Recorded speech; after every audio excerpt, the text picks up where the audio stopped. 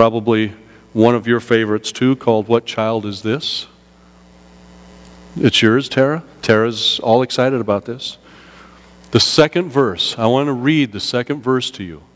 Listen to this. Why lies he in such mean estate? In other words, how come this baby, the Son of God, has to be born out in a stable? Why has he got to be born out in a feedlot? For crying out loud, that's horrible. Where ox and ass are feeding. Good Christian, fear. Good Christian, fear for sinners here. In other words, we as sinners, we're in a pretty tough state because our sin, my friends, separates us from God. Our God is holy. He can't do anything with sinful condition. And so here we are, sinful, and we can't relate to a God who is holy. So we are separated. And this hymn says, good Christians, fear for sinners here. The silent word is pleading. Remember a couple of weeks ago we were talking about the Word? Talked about the Word in 1 John. How the Word was with God. The Word was there in the beginning and the Word is God. And how that Word, the purpose, the desire, the essence of God took on flesh and dwelt among us. It is this Word that is Jesus Christ is now pleading for us sinners who are living in fear. And the next line, nails, spear shall pierce him through. Nails and a spear will pierce this word of God. The cross be borne for me and for you. Hail, hail, the Word made flesh, the babe, the Son of Mary. You see, we're in a tough state.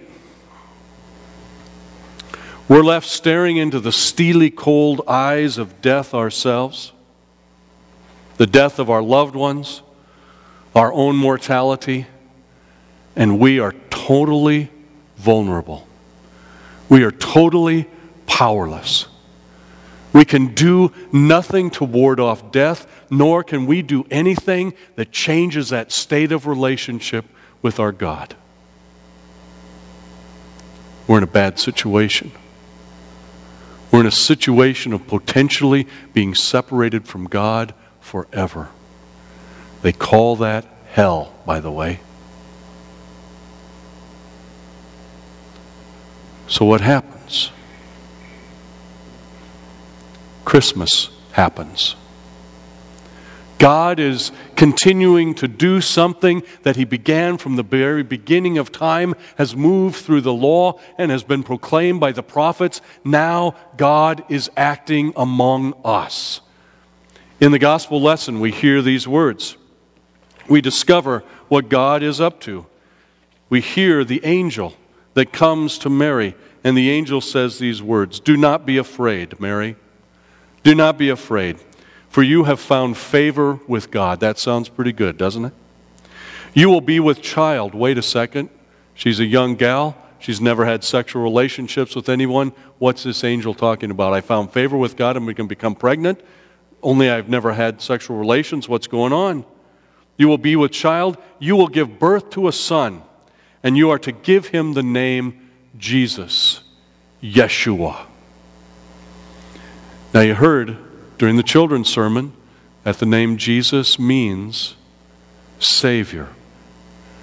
Mary, you are miraculously going to become pregnant with a child, with a son, and you are to give him the name Savior. And if you think this is crazy, your cousin Elizabeth, who is barren, who can't have kids, she's already 6 months pregnant. She's going to give birth to a son. They're going to name him John, and when these two grow up, he's going to be the proclaimer that here comes Yeshua, the Savior. With God, nothing is impossible.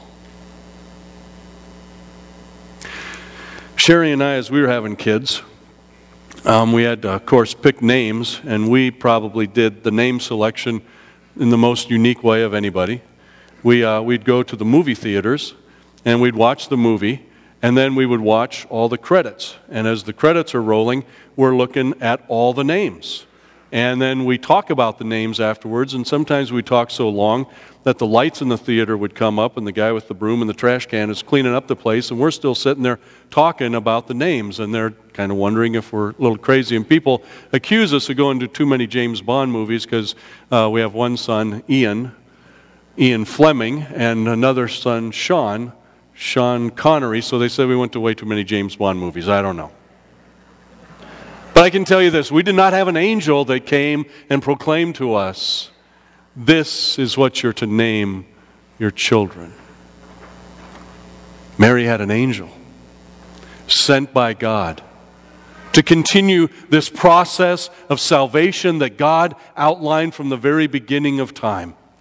You will have a son, and you will name him Jesus, Yeshua, the Savior. Yeshua, the Savior. At Christmas, we like to focus on the manger.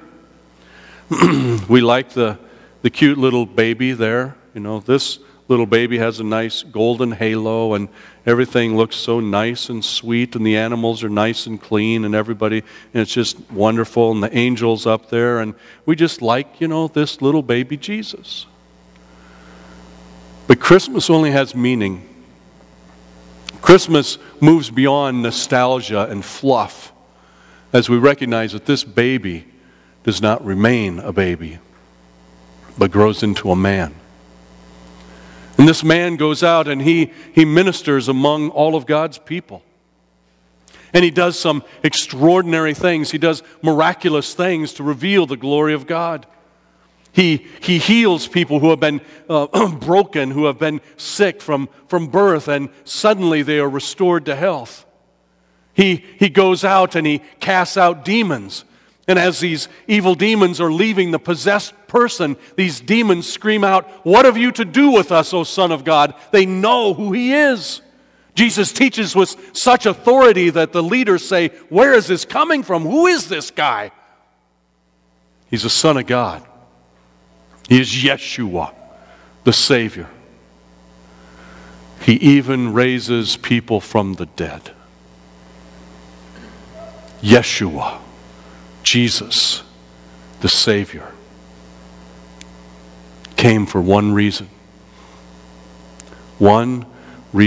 only,